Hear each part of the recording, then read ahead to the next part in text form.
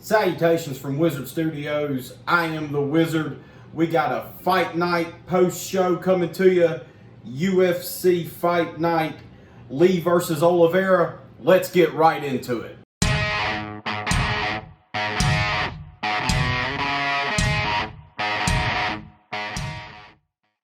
Alright, so first up we got Francisco Trinaldo versus John Makdessi. Francisco Trinaldo gets the win. And this one, man, it started off good. So I thought I was going to be wrong. And then, it turned into a dud. But Francisco Trinaldo did get the win. So, that was kind of surprising. And he came in strong. Throwing big right hands, big left hands, strong body kicks. Everything was powerful. And then he just ran out of steam, And I thought, man, if Makdessi could just find the will to just get in there and take some of these shots to land some of his own, he could really steal this one. But he just didn't want to stand in there. I don't know what was going on with him.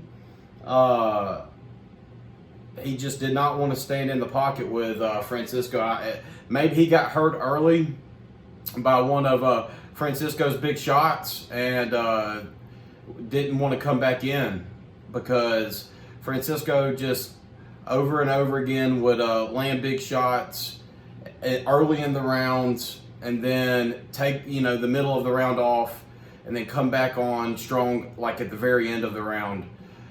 And that was pretty much the fight. So, but Francisco Trinaldo got the win, and I was happy for him because, I'm happy for the old guys that can still go in there and, get a W. Francisco Trinaldo, he's been doing this for a really long time. And for him to go in there and get this kind of performance at his age, even if it was a dull fight, you got to tip your hat to him. Johnny Walker versus Nikita Krylov.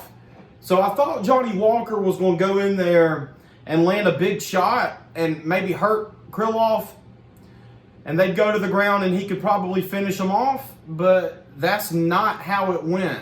He landed some big shots. Krylov ate them like he always does, and Krylov got him to the ground. And Krylov does what he does on the ground, man. And he landed some good, hard shots on the ground. I hear you, Jay. Got a rescue a couple weeks ago, and he's doing real good.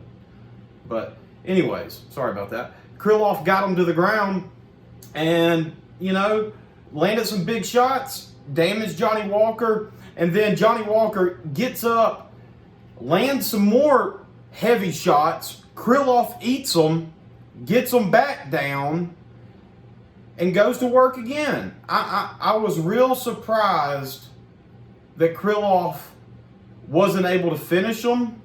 I think maybe he could have if he would have really turned up the pressure. But he was happy to squeeze out the decision. And Johnny Walker, he's still good, man. I mean, he gets a little over excited, it seems, at times, and puts himself in bad situations.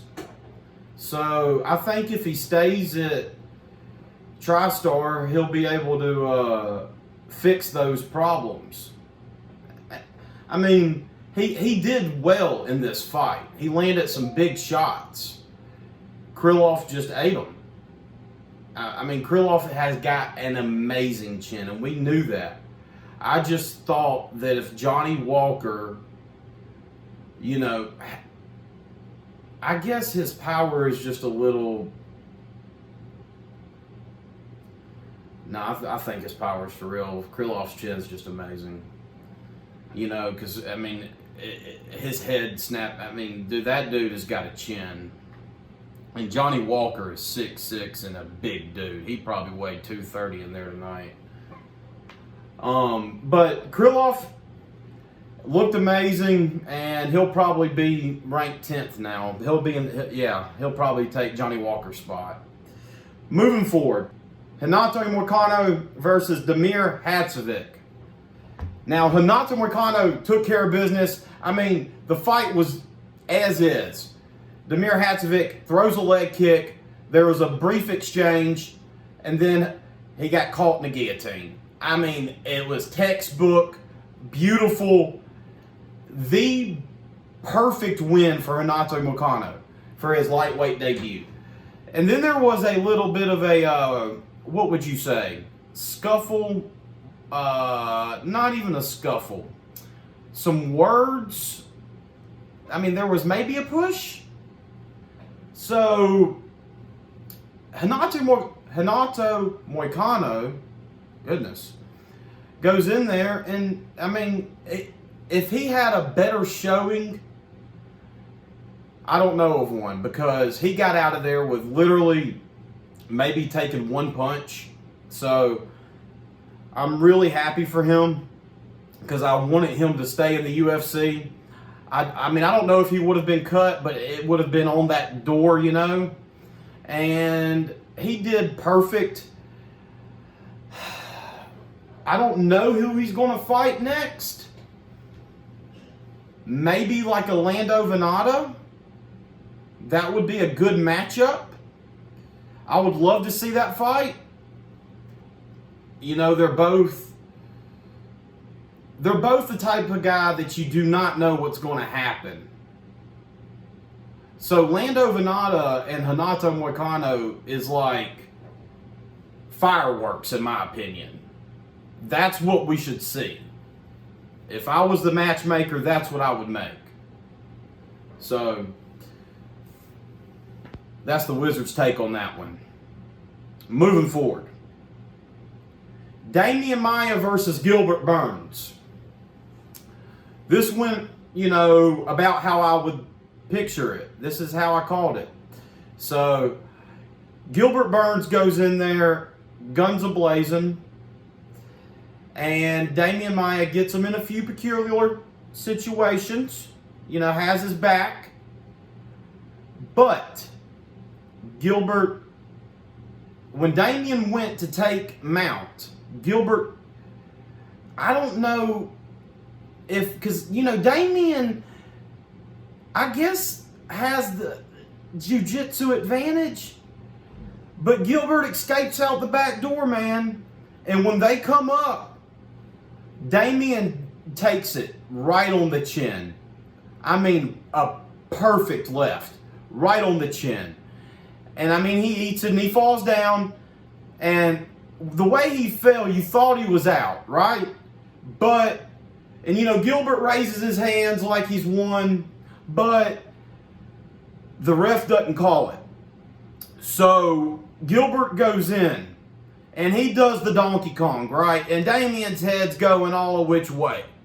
So, Gilbert Burns gets the win. And I mean, this is the number 5 ranked guy in the world. This is the jiu-jitsu master, Damian Maia, who Gilbert Burns just defeats Colby Covington, Tyron Woodley, Kamaru Usman.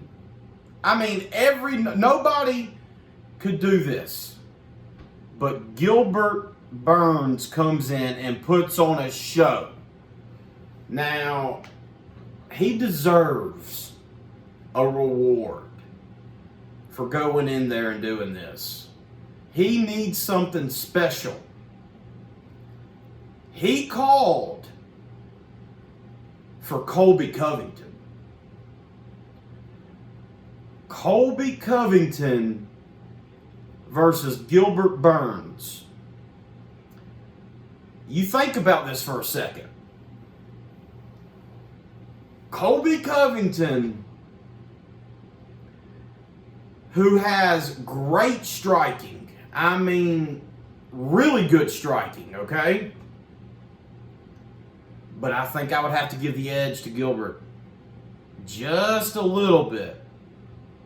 Just a little bit. He's just a little crisper, right? And then you would go to the wrestling. Well, Colby has the advantage in the wrestling. Definitely. Definitely. But Gilbert has a nasty ground game. I mean, we're talking about Gilbert Burns. Does Colby really want to go to the ground with Gilbert? So Colby would have to win this fight on pressure, and he would have to make it ugly, which he's great at. So I want to see this matchup. This was a great fight. I don't know who would win. It's the perfect matchup. It is the perfect matchup. Because Gilbert Burns is going to be right in the thick of things now. I mean, right in the thick of things. He just knocked out Damian Maia. Who's going to hold him back? If Colby continues not to take fights, then he's just going to be left on the sideline. So, we'll see what happens, but perfect. Gilbert Burns, perfect job. And great call out. Moving forward, Kevin Lee versus Charles Oliveira. Oh my goodness. I thought Kevin Lee was going to go in there and put on a show. And you know, put himself right in the thick of things to, you know, get a title shot or be right in the thick of things to be in that discussion. Well, it's Charles Oliveira who is right in the thick of things for that discussion, okay? Now, the first round was really close, but I would give it to Kevin Lee, okay?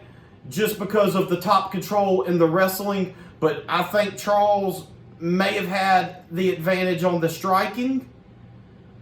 But it was still really close because Kevin landed some big right hands. I mean, but Charles had some awesome kicks. And so we get to the second round, and it's a little bit of the same thing. You know, we got some submission attempts in there from Oliveira, of course. But we get to the third round, and this is where the magic happens, okay? This is where I just stop questioning Charles Oliveira, okay? Because Kevin Lee, well, Charles Oliveira throws a kick. Kevin Lee tries to take Charles Oliveira to the ground and leaves his neck exposed. Catastrophic mistake, okay? Because Charles Oliveira immediately cinches that thing up and it's over. I mean, Kevin Lee taps, doesn't even realize he taps because Charles Oliveira obviously has that tight of a squeeze. And it's all over. Kevin Lee's number 8 ranking is gone. We obviously assume Charles Oliveira is number 8 or if not better. He calls out Paul Felder. If he doesn't get that, he should get something better because he's just that good. We cannot keep questioning Charles Oliveira. He's that good. I mean, I can never question this guy again. This dude went in there and handled business. He was known for the guy that used to choke in these type of situations. That dude is long gone. This guy just beat Kevin Lee, okay? Kevin Lee, we all know how good he is. So, I mean, if I had to guess, if Charles Oliveira doesn't get Paul Felder,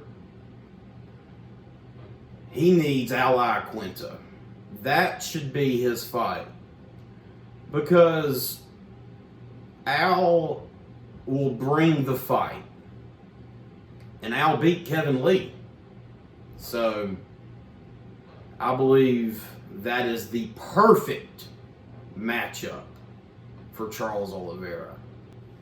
Alright, if you like what you heard, guys, give this video a like, a thumbs up, and subscribe for more MMA content. Also, guys, we got Bang energy drinks in the link below.